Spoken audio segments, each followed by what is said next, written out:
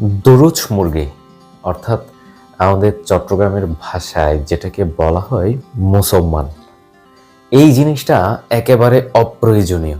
এটা যিনি তৈরি করতেছেন তিনিও জানেন, যিনি ডিমান্ড করেন তিনিও জানেন, কিন্তু এটা চট্টগ্রামের একটা ট্রেন্ড হয়ে গেছে যে নতুন জামাই আসলে, শাশুর আসলে, শাশুড়ি আসলে এই যে স্পেশাল খাবারটা তৈরি করতে হবে।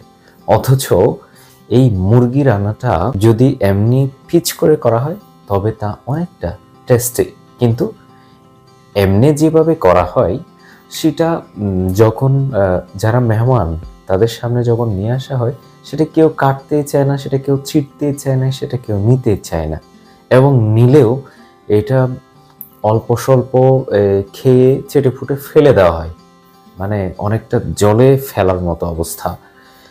এমন একটা ট্রেন্ড আমাদের এই চট্টগ্রামে প্রচলিত রয়েছে, যেটা থেকে আসলে কোনোভাবেই আমাদের এই নতুন প্রজন্মরা তো বেরোতেই পারছে না।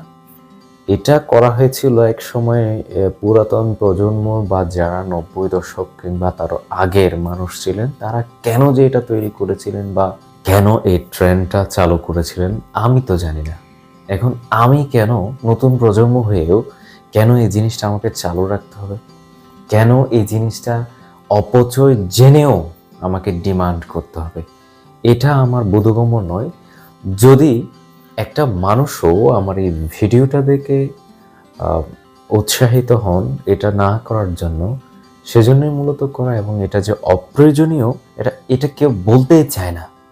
এটা জানে এটা অপ্রয়োজনীয়, কিংবা এটা জানে এটা শেখাবে না, এটা জানে এটা কোনো স্বাদের জিনিস না, কিংবা এটা কোনো স্পেশালিটি নাই, তারপরেও এটা বিভিন্ন মানুষ এটাকে ডিমান্ড করে। এমনকি চট্টগ্রামে এমন উদাহরণ রয়েছে, এই একটা জিনিস না দিলে পুরো বছর জুড়ে কিংবা যতদিন পর্যন্ত সেই শাশুড়ি কিংবা খালা শাশুড়ি বেঁচে আছে ততদিন পর্যন্ত ওই নতুন বউটাকে, অর্থাৎ যে ধীরে ধীরে বছরকে বছর পুরাতন হয়েছে, সেই দরুচ মুরগির জন্য তাকে তাকে কথা শুনতে হয়।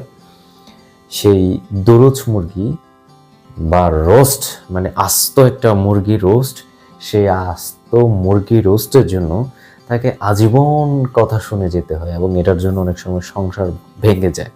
এবং এটা মানুষকে এক ধরনের মানসিক টর্চারিং করা, এটা আমরা যেটা বুঝি, এটা একটা মেয়েকে কিংবা যে কাউকে হোক তাকে মানসিকভাবে টর্চার করা ছাড়া কিছুই না।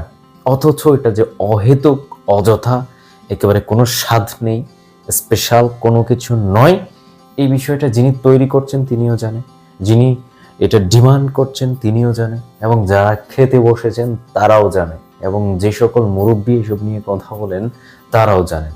তারপরেও একটা অহেতুক জিনিসকে নিয়ে অনেক বাড়াবাড়ি করা হয়, যেটা আসলে কোনোভাবেই মেনে নেওয়া যায় না। একটি সভ্য সমাজে, সুন্দর একটি সমাজে, এই শিক্ষিতের সময়ে এসেও যদি এই ধরনের বিষয়াদি নিয়ে যদি ঝগড়াঝাটি হয়, কিংবা এটা নিয়ে যদি কাউকে মানসিকভাবে টর্চার করা হয়, এটা দণ্ডনীয় অপরাধ বলে আমি মনে করি। এবং যারা এই কাজটির সাথে যুক্ত রয়েছেন তারা অনতিবিলম্বে এসব বিষয় থেকে বেরিয়ে আসবেন, এবং এই যে সুন্দর একটা আত্মীয়তা, সেটা যাতে ভালো একটা বন্ডিং হয় সে বিষয়টা খেয়াল রাখবেন। এবং এই জিনিসটা যে একেবারেই অপ্রয়োজনীয়, এটা আসলে অপ্রয়োজনীয় ভেবে, অপ্রয়োজনীয় মেনে এটা ত্যাগ করার ব্যবস্থা করেন, নয়তো সামনে আরো অনেক বিপদ অপেক্ষা করছে।